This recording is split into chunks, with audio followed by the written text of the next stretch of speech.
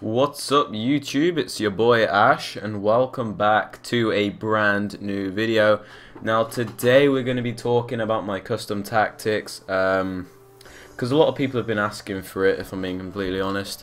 Sorry, I had something on in the background, it was just distracting me.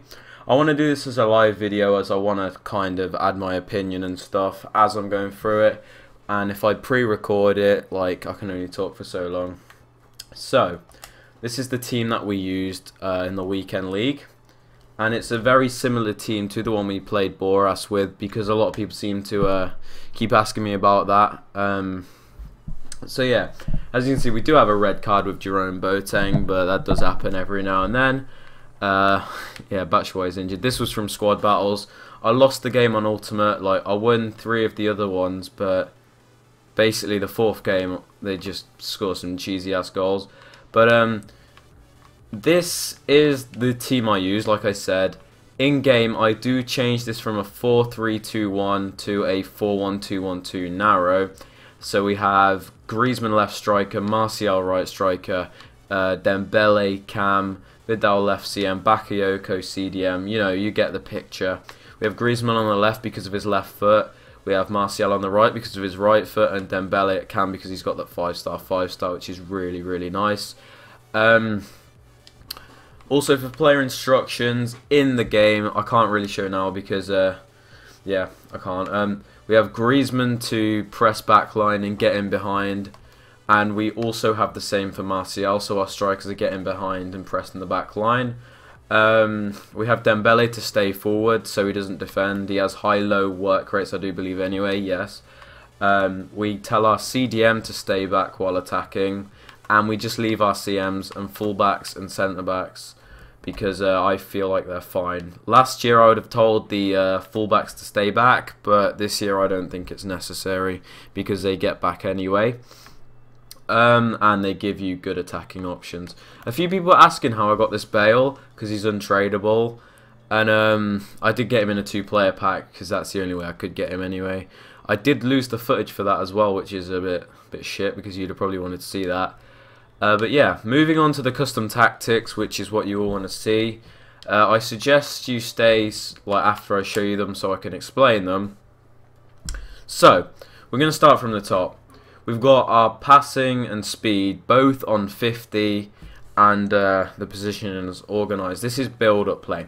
So this is like your half of the pitch, your third of the pitch. This is how they play. So we have speed 50 because it's nice and balanced, and the passing 50 so they're not rushing, they're not too slow, and we keep it on organised because you don't really want your fullbacks moving into the middle of the pitch and that kind of stuff. If we put it on free form, we'd have our fullbacks taking the positions of centre backs and etc, etc. It's just not that good. You don't really want that in your third of the pitch.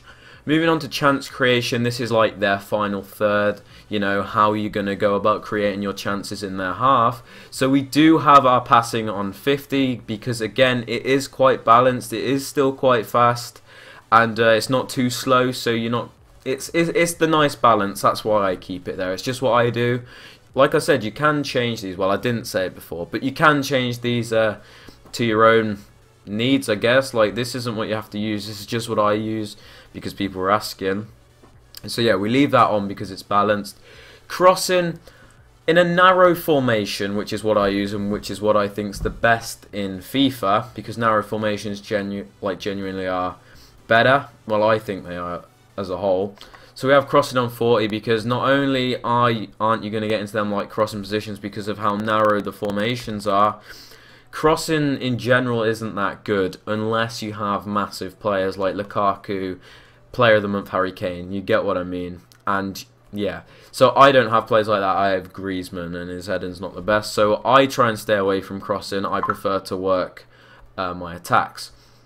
We have shooting on 70 because I think this is a really, really important thing, especially in FUT Champions, because it can be really difficult to get chances. So having this high increases the amount of movement your players do, the amount of risky places they get in, the amount they'll move around, that kind of thing, just to get into a shooting chance, which I think's really good, because like I said, foot champs, you need to find a way through, because it can be really hard, especially with Park the Bus players. Having this on high helps you get into more shooting positions. And we do have this on freeform. Now the reason I have this on freeform is because when you're in the final third, like, of your opponent's half and everything, you don't want to be predictable. So by having this on freeform, the difference between freeform and organised is, say I have Antoine Griezmann left striker and Martial right striker. If we left this on organised, Griezmann and Martial would both stick to their positions. They'd both stay on, like, Griezmann would stay on the left, Martial would stay on the right. But by doing freeform, you have all of your attacking players in the final third moving around, alternating, trying to work into more positions, so it gives you more of a chance to score, and I find it much more effective than organised. It's just my opinion. You don't need to, you can disagree, that's what I'm saying. And then moving on to defence, which I'm still not completely 100% sure on, but it's doing alright for me. We have pressure on 55, because the higher your pressure is, the higher your team pushes up the pitch, the higher your back line is. So you don't want this too low, because you'll just be inviting pressure on your defence all the time. You'll have like your fullbacks on the edge of the box at all times. You don't really want that. So I like to put it at 55, because they're not too high, so like you're going to get constantly counter-attacked, but it's not so far back you're constantly having pressure piled on. It's quite the balance, so that's why I have it there. It's pretty decent, especially when you have semi-decent centre-backs like Boateng and that. It can be really helpful. Moving on to the aggression. Now this is what I'm struggling with, because I'm really impatient, okay? I don't know if you're the same as me. I don't like waiting to get the ball. I want the ball all the time, and if I don't have it, I'm going to get it back as quick as possible.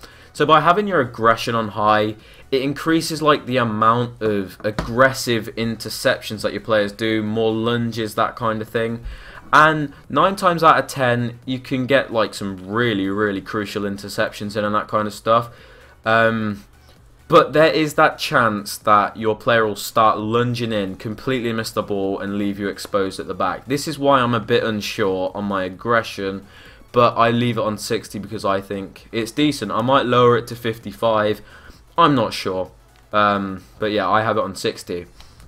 Now for team width, I have it on 40 because, like I said, with narrow formations, you don't want your team to be too spread apart, because if you have a wide formation with players like Ronaldo and stuff, wide positions, you want your team to be wide because that's how the formation's meant to be played. You want to be getting down the wing and that kind of stuff.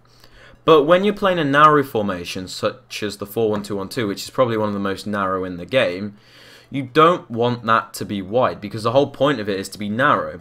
So by having this on 40, you're not leaving gaps all across the pitch, because if I spread out my whole team, like, and put this all the way up to like 70, let's say, you'll notice that there'll be massive gaps between all the positions, which is not what you want. So by having it on 40, it's keeping it nice, tight and compact, and it offers pretty decent offense and defense, which is why I have all of them on what I have them on. So they are my custom tactics. I hope you find them useful.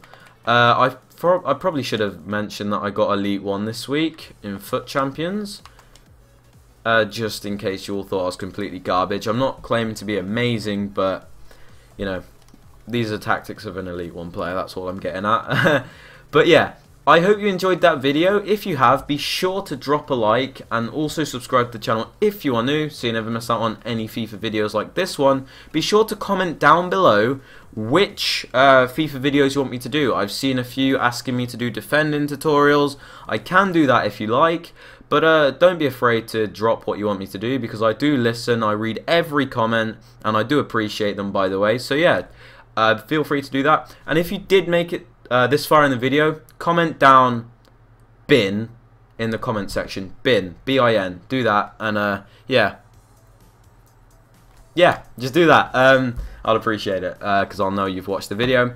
But But with all that aside, guys, I hope you enjoyed the video. Have a very, very good day, and I'll catch you all later.